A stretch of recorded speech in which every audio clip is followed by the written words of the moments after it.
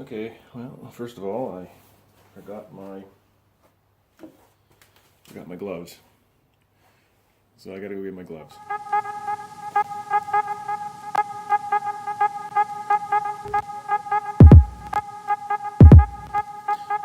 Okay, I'm back. I'm salvaging some old steel and some really nice stuff actually. Got bent up. I cut a really big piece off of this with my my plasma cutter, and that I'm going to save for something else. This one's just bent up, as you can see. Already measured off 6 inches, and it just, as a matter of fact, it had a hole in it from this bolt that I cut off right there. Not that one. Maybe this one. There it is. So I was thinking utilizing that hole as a pivot point to my bender.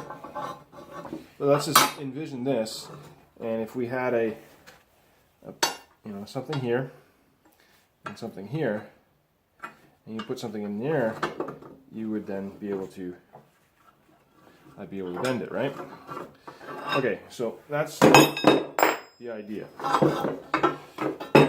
So the reason I've decided on an angle line here is because I can put this into a vise, or I can clamp this to something, and then this is my work surface up here. So all I have to do now is just cut this off, and I was whether I should put it into my metal chop saw, or it's rather thick, or I get out the plasma cutter and cut that. And I think it's going to be the plasma cutter, because I'm going to cut this off. I think this is going to be our pivot.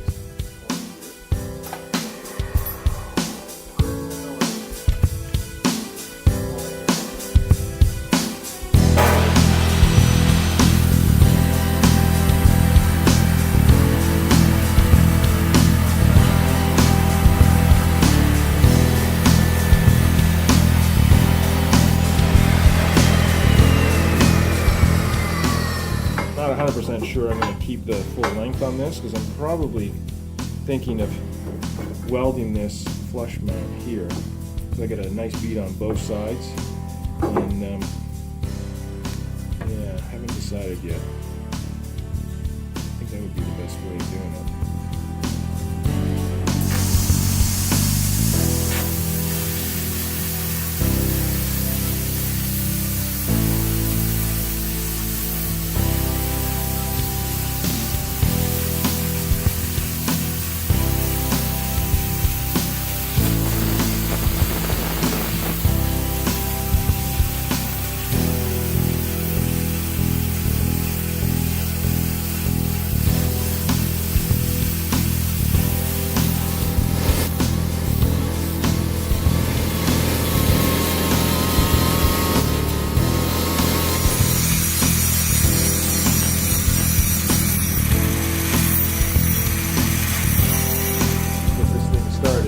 Don't bother putting this plate on there until that pilot hole is done. So let's do the pilot hole first. Show you how to fix this one. She's a little sparky.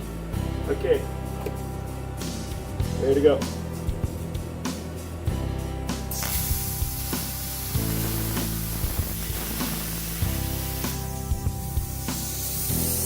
And that's it.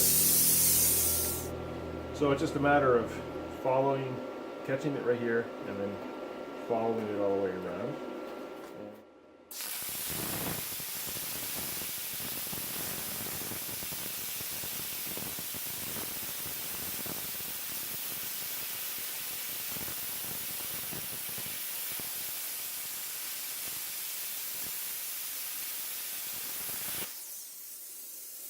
I know what you're saying. You got a die grinder.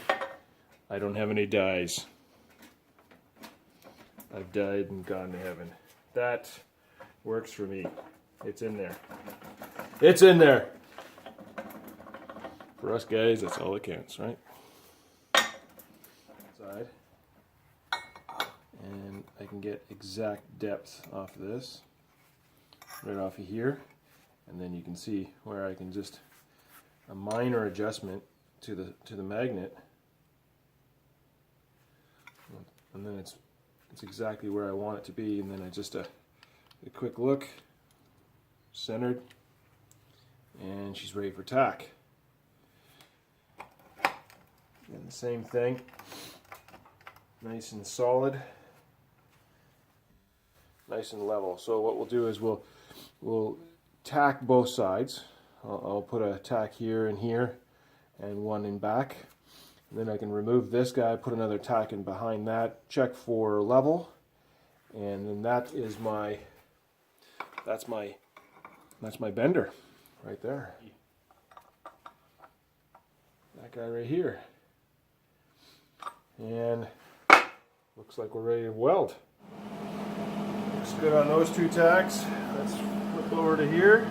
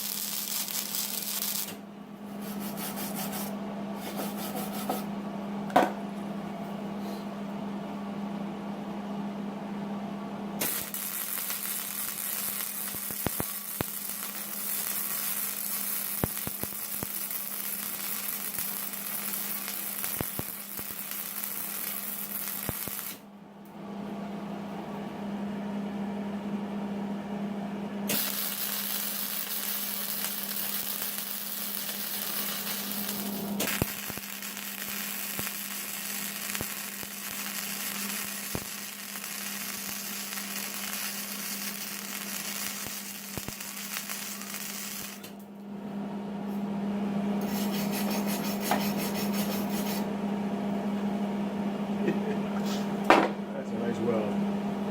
The question is how straight is it? Oh yeah. Look at that. Woo! Okay, so we got one more to do.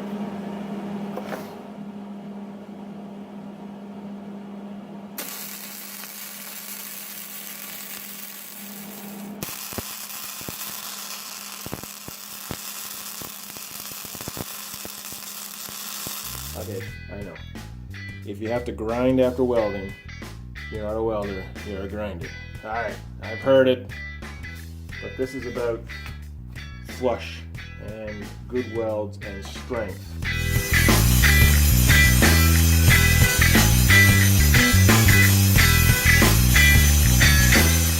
So the modification came as an addition. What I did was I found that it was too loosey-goosey. I cut these holes with a plasma cutter, so they're not exact. What I could have done was oversize this hole, put a sleeve in, weld the sleeve in that fits perfectly to the diameter of the shaft. I didn't think of it like that. Okay, so what I did instead was I put a piece of 1/8 inch plate, same size, same width, at the end. Before I paint it, I'm going to paint this thing so it doesn't rust. And what it basically does is now it gives me really good traction. It was meant just to be clamped down to a sawhorse here, and it really is easy to use. There we go. That's 2 inches from the end of here to there. That's where our bend is going to be. Let's try it.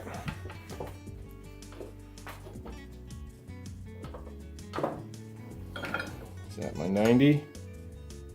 Close. Close. There it is. Okay. So, there you've got it.